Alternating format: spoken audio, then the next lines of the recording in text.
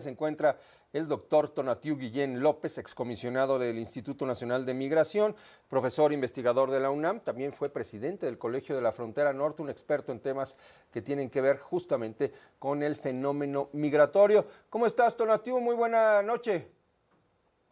Muy bien, Primitivo, qué gusto saludarte. El gusto Buenas es todo noches. mío, Tonatiuh. Oye, el presidente Donald Trump pues ha cumplido por lo menos lo que prometió en primera instancia, firmar órdenes ejecutivas en donde declara esta emergencia para prácticamente sellar la frontera, en donde se cancela ya el llamado CBP-1.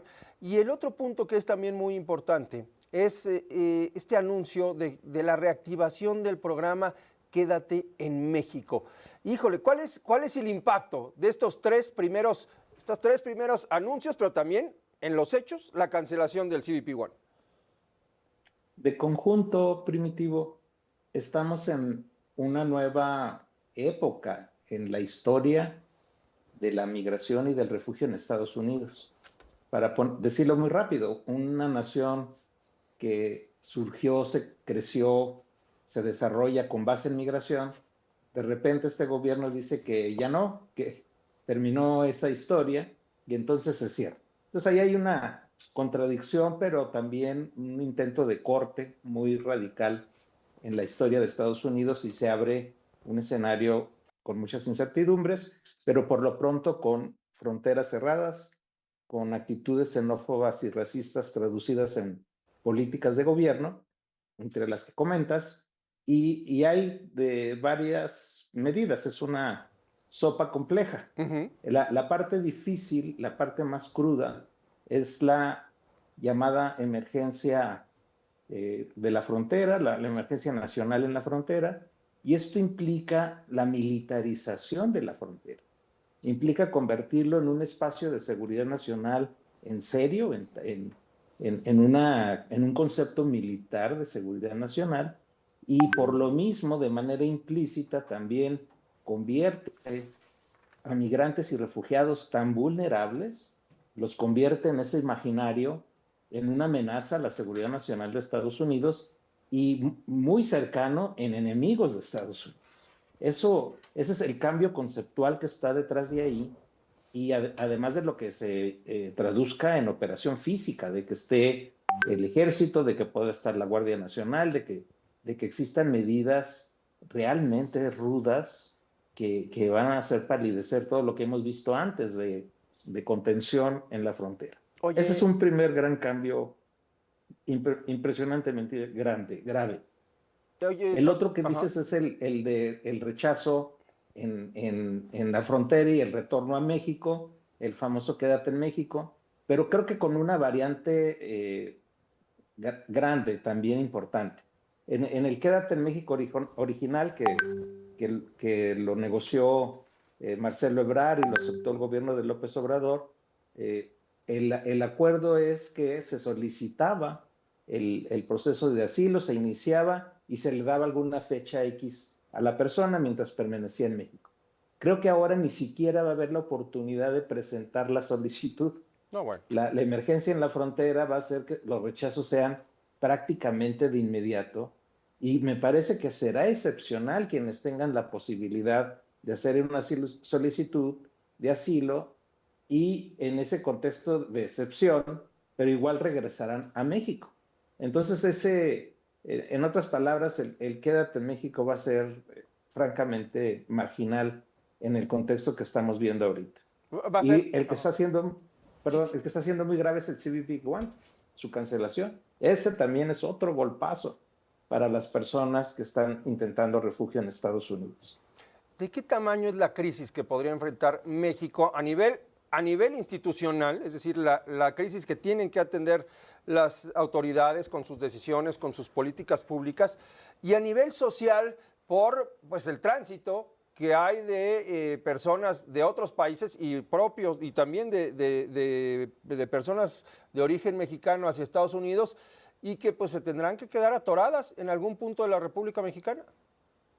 En el corto plazo, Primitivo, estamos ya cerca de un escenario en donde las deportaciones impacten de manera fuerte a las ciudades fronterizas. Como referencia, Pondré el año 2009 con Obama, cuando tuvimos también deportaciones muy importantes, que llegaron a ser cerca de 600,000 en aquel año, de mexicanos. También en condiciones terribles, la mayoría con mucho tiempo de estancia en Estados Unidos, y ya te imaginarás lo que eso implica para las familias, para los bienes, para la salud mental de las personas, y terminaban en alguna ciudad fronteriza, especialmente Tijuana, fue muy grave el cuadro. Puede ser que nos aproximemos a algo parecido. Francamente, en aquel año el gobierno federal y de los estados y municipios hicieron casi nada.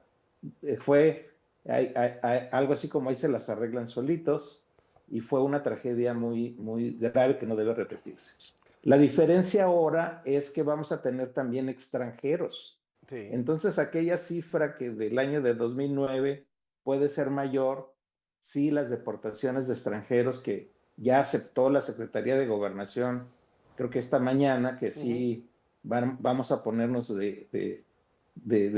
muy solidarios con los extranjeros, pero no vamos a tener realmente grandes capacidades de atención. Y lo más importante, en este caso de extranjeros, Primitivo, van a tener qué estatus en México. Van a estar en condición irregular, van a estar acosados por el INM y la Guardia Nacional, o vamos a avanzar, como debimos haberlo hecho ya desde hace rato, en políticas de protección y de inclusión que están en nuestro marco constitucional y son derechos de las personas.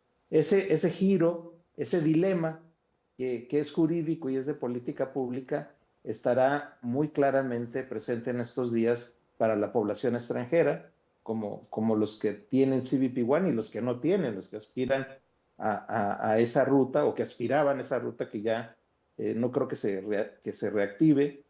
Y en el caso de los mexicanos, hay un conjunto que fue desplazado por violencia y inseguridad de sus comunidades, casi la mitad del flujo mexicano tiene estas características.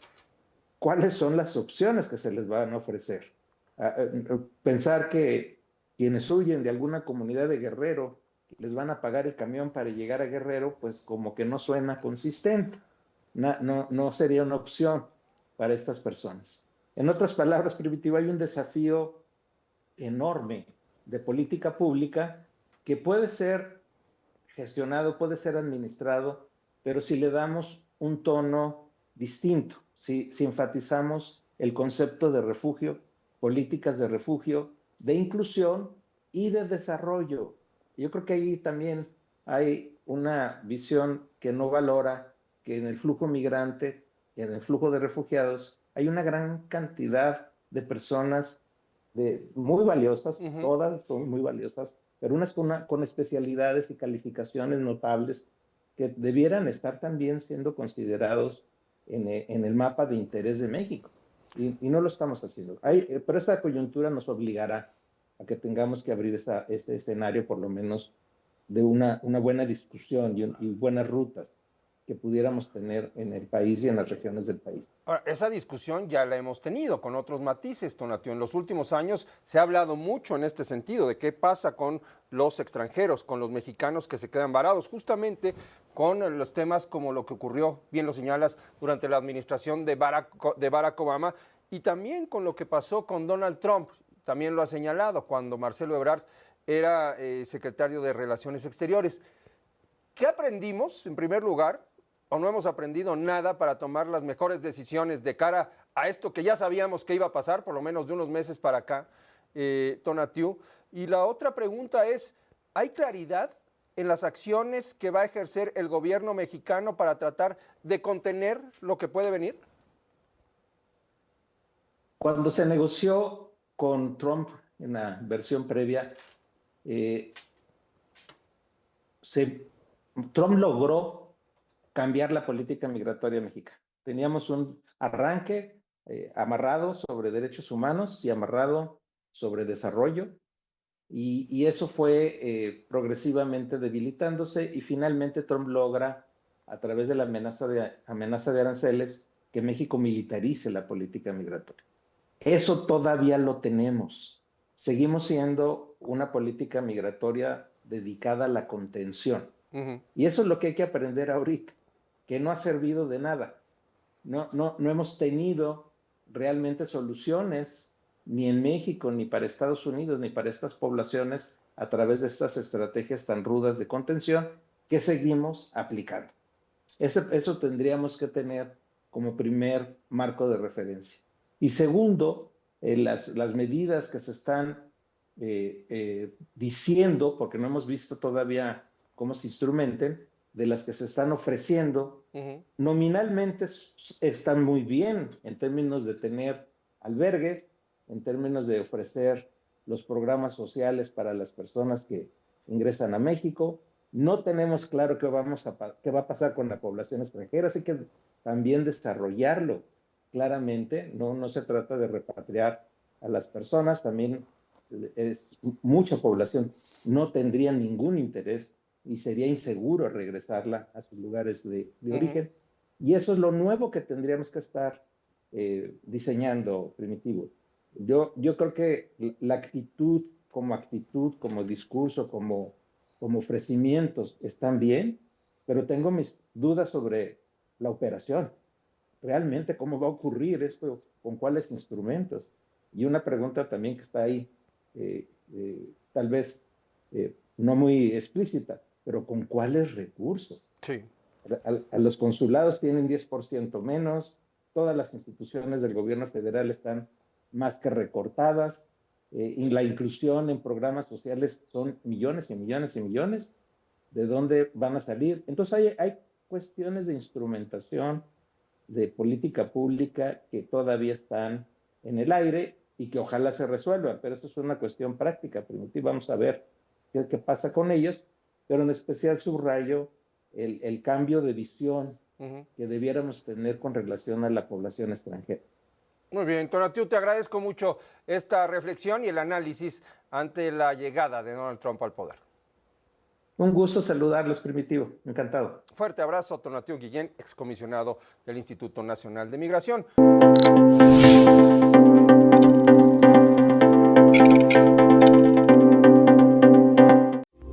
Esta fue una producción de Grupo Fórmula. Encuentra más contenido como este en radioformula.mx.